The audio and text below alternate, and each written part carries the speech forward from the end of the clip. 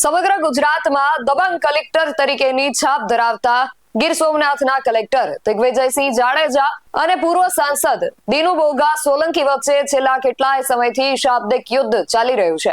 જોકે દિનુભાઈ સોલંકી આ મામલે દિગ્વિજયસિંહ વિરુદ્ધ કરોડોના ભ્રષ્ટાચારના આરોપ સાથે 100 કરોડની મિલકતની તપાસ માટે માંગ કરી હતી, ત્યારે હવે દિવ્ય ભાસ્કરના એક અહેવાલમાં દિનુભાઈના જ કાળા કામોનો પર્દાફાશ થયો છે। શું છે સમગ્ર વિગત જાણીએ અહેવાલમાં। જય હિન્દ, BSI TV ન્યૂઝ પર આપની સાથે હું છું નિધિ ગઢવી। હવે આ ધૂંધળું ચિત્ર લગભગ સ્પષ્ટ દેખાઈ રહ્યું છે કે કેમ પૂર્વ સાંસદ દિનુ બોગા સોલંકીને દિગ્વિજયસિંહ જાડેજા સાથે વાંધો પડ્યો છે।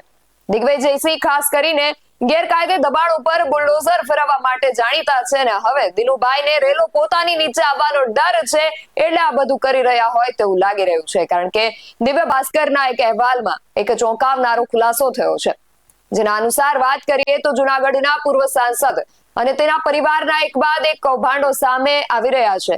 તેવામાં વધુ એક ઉમેરો થયો છે। કોડીનારના અરીઠિયા અને હરવડિયા ગામના સીમાડે આવેલા કુલ 800 વીઘા ગૌચરમાંથી પૂર્વ સાંસદના ભાઈ અને ભત્રીજા સહિત 4 શખ્સોએ 62 વીઘા, જ્યારે તેમના અન્ય મળતિયાઓએ 58 વીઘા ગૌચરની જમીન વર્ષોથી દબાવી લીધી છે અને ત્યાં કેરીના બગીચા બનાવી દઈ કરોડો રૂપિયાની કમાણી પણ કરી રહ્યા છે, પણ હજુ સુધી સરકારી તંત્રએ તેના પર કોઈ આકરી કાર્યવાહી કરી નથી। પૂર્વ સાંસદ દિનુ બોગા સોલંકી અને તેના પરિવારજનોએ પાંજરાપોળ ટ્રસ્ટની જમીન ગેરકાયદે પાણીના ભાવે ખરીદી લીધી, પણ આ કૌભાંડ ત્યાં અટકતું નથી।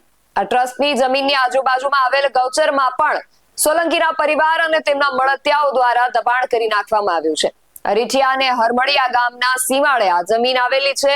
હરમડિયા ગામના સર્વે નંબર 109 નું 800 વીઘા ગૌચર છે, જેમાંથી 120 વીઘા ગૌચર ફરતે બાઉન્ડ્રી વોલ કરી કેરીના બગીચા બનાવી દેવામાં આવ્યા છે, જે આ ફોટોમાં પણ સ્પષ્ટપણે જોઈ શકાય છે।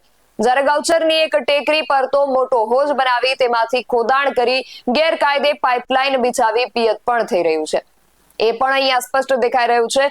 પૂર્વ સાંસદના ભાઈ અમરસિંહ બોગા સોલંકીના નામની સર્વે નંબર 33 પૈકી એક, એ ઉપરાંત સર્વે નંબર 30 રણજીતસિંહ અમીરસિંહ સોલંકી અને 33 જયદેવ હમીર સોલંકીની છે, જેની આસપાસના 56 એકર અને પ્રતાપ હમીર સોલંકીના નામની સર્વે નંબર 40 ની નજીકની 5 વીઘા ગૌચરની જમીન પર ગેરકાયદે કબજો કરી લેવામાં આવ્યો છે।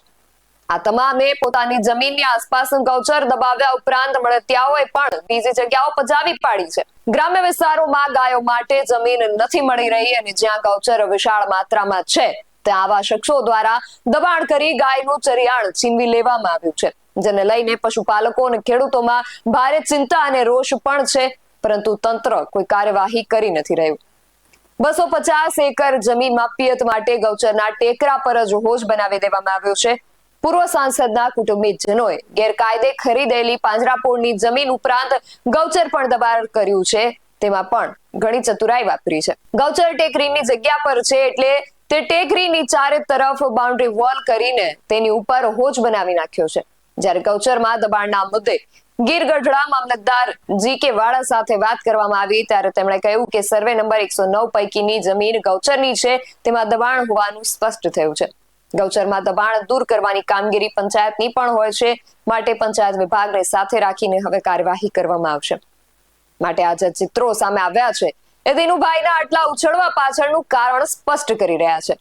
તે દિગ્વિજયસિંહ જાડેજા સામે વિરોધના શોર ઉઠાવી આ શોર નીચે પોતાના કાળા કામોને દબાવવા પ્રયાસ કરી રહ્યા છે, જેથી આ શોર હેઠળ પોતાના કારનામા ઢંકાઈ જાય। ગેરકાયદે દબાણ પર બુલડોઝર ફેરવવા માટે દિગ્વિજયસિંહ હવે આ મામલે શું કાર્યવાહી કરશે તે હવે જોવું રહ્યું, પરંતુ આ વિશે તમારું શું માનવું છે અમને કમેન્ટ કરીને ચોક્કસથી જણાવજો। આવા જ વધુ અહેવાલો સાથે મળતા રહીશું। તમે મારી YouTube ચેનલને સબસ્ક્રાઇબ કરવાનું અને અમને Facebook અને Instagram પર ફોલો કરવાનું ભૂલશો નહીં। બાકી અવનવી અપડેટ્સ માટે આપ જોતા રહો BSI TV ન્યૂઝ, સત્યની સાથે સત્યની ખોજ।